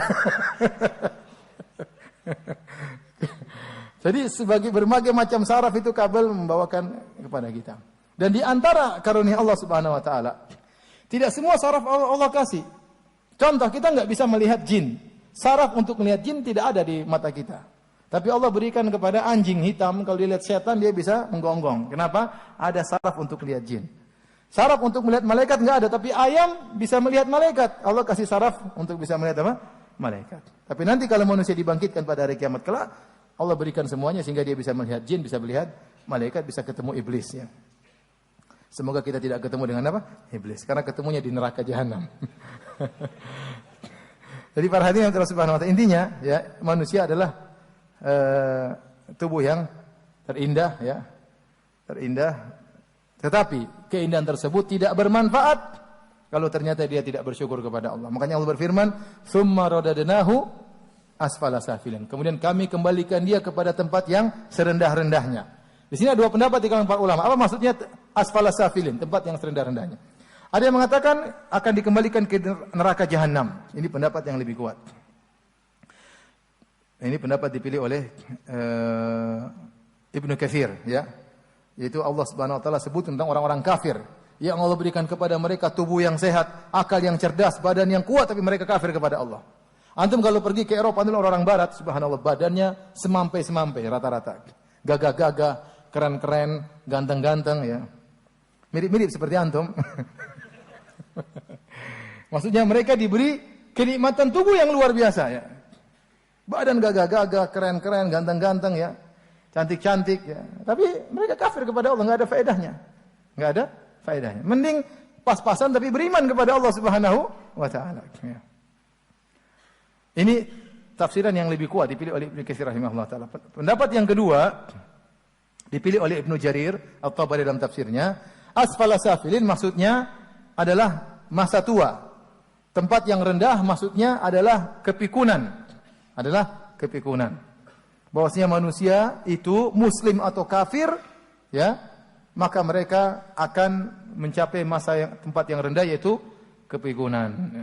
Akan tetapi bedanya kalau orang-orang beriman illal ladzina amanu wa amilus shalihat. Berdasarkan tafsir yang pertama, illal ladzina amanu wa amilus shalihat falahum ajrun ghairu mamnun, kecuali orang-orang yang beriman dan beramal saleh, bagi mereka pahala yang tidak pernah terputus. Ghairu mamnun ada 3 tafsirannya. Tidak pernah dikurangi, ghairu mangkus, tidak terkurangi sama sekali. Ghairu maqtu', tidak pernah terputus sama sekali. Ghairu mahsub, tidak ada hisapnya. Itulah kenikmatan di surga. Tidak dikurangi, tidak pernah terputus dan tanpa batas. Kenikmatan yang Allah berikan tiada henti-hentinya, tanpa batasnya dan tidak pernah terkurangi sama sekali. Ya. Tidak ada hari ini ketemu bidadari cantik, besok bidadarinya jelek. Enggak ada. Cantik terus. Enggak ada hari ini bidadarinya senyum-senyum, besok diomel-omelin. Enggak ada. Kemarin ada ustadz ketemu dengan ustadz yang lain. Umurnya masih 40 sekian, belum 60. Jenggot sudah putih semua. Akhirnya Ustaz ini tanya, kamu kok jenggotnya putih semua? Diomelin terus istri ya? Kamu diomelin terus sama istri? Enggak. Bukan berarti jenggot putih gara-gara diomelin apa? Istri. Ada faktornya juga, tapi bukan itu faktor utama. Jadi mau saya, di surga kenikmatan tiada henti-hentinya. Tidak terkurangi, tidak terputus tanpa batas. Ya. Berbeda dengan di dunia. Nah, kalau orang-orang yang beriman, mereka diberikan tubuh yang indah di dunia. Kalau mereka beriman, di akhirat lebih indah lagi Allah berikan tubuh mereka. Jadilah mereka tampan, tinggi seperti Nabi Adam, umur 33 tahun, gagah perkasa, cantik jelita. Maka Allah berikan kenikmatan di atas kenikmatan. Di dunia diberikan tubuh yang indah, di akhirat diberikan tubuh yang lebih indah lagi. Orang-orang kafir, di dunia diberikan tubuh yang indah, di akhirat lemparkan dalam neraka jahanam jadi bahan bakar api neraka jahanam. Adapun tafsiran yang kedua, maksudnya asfala safin adalah kepikunan, maka orang-orang kafir mereka setelah itu menjadi pikun dan selesai urusan mereka. Adapun orang-orang yang beriman, kalau mereka di akhir hayat mereka ternyata pikun, ternyata mereka sudah enggak bisa berpikir lagi dengan baik, pahala terus mengalir, tidak terputus. Lahum ajrun ghairu mamnun, ini maksudnya demikian menurut tafsiran yang At-Tabari. Maksudnya apa? Antum kalau sekarang masih muda beramal soleh, rajin sedekah, rajin baca Quran. Suatu saat antum sudah tua, enggak bisa lagi baca Quran, sudah enggak bisa lagi sholat, pikun, enggak bisa lagi puasa, enggak bisa lagi ngerti pengajian, pahala tetap berjalan berdasarkan umur antum. Kenapa? Karena itu kebiasaan antum tatkala masih muda. Ya. Makanya kata Nabi sallallahu alaihi wasallam, "Idza maridal abdu aw safar, kutiba lahu ma kana ya'malu sahihan muqiman sahihan." Kalau seorang hamba sedang sakit atau bersafar, tetap dicatat pahalanya sebagaimana tatkala dia sedang sehat dan tidak bersafar. Kalau antum tatkala dalam kondisi sehat, selalu baca Al-Qur'an, selalu salat malam. Tatkala tidak bersafar, selalu salat rawatib. Antum bersafar, antum tidak salat sunnah, tidak salat rawatib, antum tidak salat malam karena sibuknya safar, tetap dicatat oleh malaikat. Anda seperti selalu salat malam. Kenapa? Karena kebiasaan Anda tatkala tidak bersafar demikian. Ada orang sakit nggak bisa lagi baca Quran, waktu dia masih sehat, sering baca Quran, selama dia sakit 20 tahun misalnya, tetap dicatat pahala dia baca Quran karena itu kebiasaan dia sebelum dia sakit. Maka demikian pula Anda tatkala masih muda, sebelum pikun, Anda sering membantu orang, sering bersedekah, baca Quran, nanti Anda pikun satu hari tidak kuat lagi, tetap pahalanya mengalir, bertambah umur tetap pahalanya berjalan. Ini pendapat sebagian ulama. Demikian para hadirin dan hadirat yang dirahmati Allah Subhanahu wa taala. Tafsir 3 surat ya. Ada pertanyaan jam enggak? Cukup ya. Demikian saja, insyaallah nanti kita lanjutkan lagi ba'da maghrib ya. Surat-surat berikutnya. Subhanakallah bihamdik asyhadu an la ilaha illa anta astaghfiruka wa atubu ilaik. Assalamualaikum warahmatullahi wabarakatuh. Yuk ikut dukung dan berpartisipasi perjuangan dakwahsunnah.com dengan cara berikut.